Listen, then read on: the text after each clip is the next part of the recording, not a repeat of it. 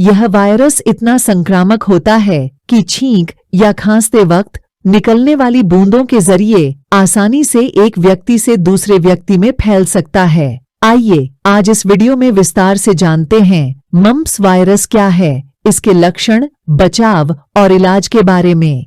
Mumps virus एक ribonucleic acid (RNA) virus है जो पैरामिक्सोविरिडाए परिवार से संबंधित है। यह वायरस लार ग्रंथियों, साथ ही कभी-कभी अंडकोश, अंडाशय, मस्तिष्क और अग्न्याशय को संक्रमित करता है। मम्प्स एक बचपन की बीमारी है जो अत्यधिक संक्रामक होती है।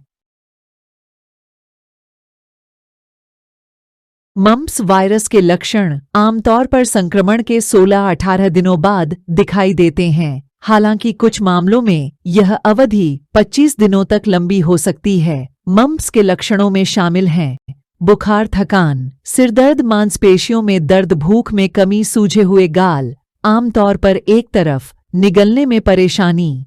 मम्प्स वायरस संक्रमित व्यक्ति के खांसने या छींकने पर निकलने वाली लार या श्वसन स्राव के संपर्क में आने से फैलता है। यह वायरस दूषित सतहों जैसे दरवाजे के हैंडल या खिलौनों को छूने और फिर आंखों, नाक या मुंह को छूने से भी फैल सकता है। अधिकांश मामलों में मम्प्स एक हल्की बीमारी है जो कुछ हफ्तों में ठीक हो जाती है। हालांकि कुछ मामलों में मम्प्स वायरस गंभीर जटिलताओं को जन्म दे सकता है, जिनमें शामिल हैं।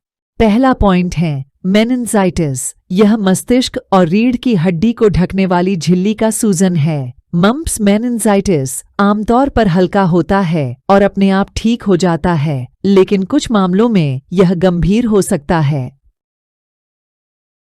दूसरा पॉइंट है एन्सेफ्लाइटिस। यह मस्तिष्क की सूजन है। मम्प्स एन्सेफ्लाइटिस दुर्लभ है, लेकिन यह स्थायी मस्तिष्क क्षति या मृत्यु का कारण बन सकता है। तीसरा पॉइंट है अंडकोश में सूजन और काइटिस। यह वयस्क पुरुषों में मम्प्स का एक आम जटिलता है। यह आमतौर पर दर्दनाक होता है, लेकिन कुछ हफ्तों में ठीक हो जाता है। हालांकि कुछ मामलों में ऑर्काइटिस इनफर्टिलिटी का कारण बन सकता है। चौथा पॉइंट है शॉथ ओवरीटिस। यह वयस्क महिलाओं में मम्प्स का एक जटिलता है। यह आमतौर पर हल्का होता है और अपने आप ठीक हो जाता है। पांचवा पॉइंट है बहरेपन। मम्प्स वायरस एक कान को बहरा बना सकता है, हालांकि यह दुर्लभ है। मम्प्स के लिए कोई विशिष्ट उपचार नहीं है। उपचार आमतौर पर लक्षणों को कम करने पर केंद्रित होता है, जिसमें शामिल हैं आराम करना, पर्याप्त तरल पदार्थ लेना, बुखार कम करने वाली दवाएं लेना।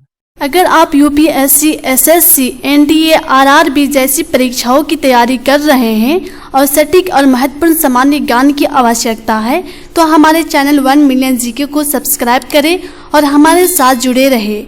हम निश्चित रूप से आपकी परीक्षा की तैयारी में मदद करेंगे और आपके सामान्य ज्ञान को मजबूत और सुरक्षित बनाएंगे। धन्यवाद और जय हिंद।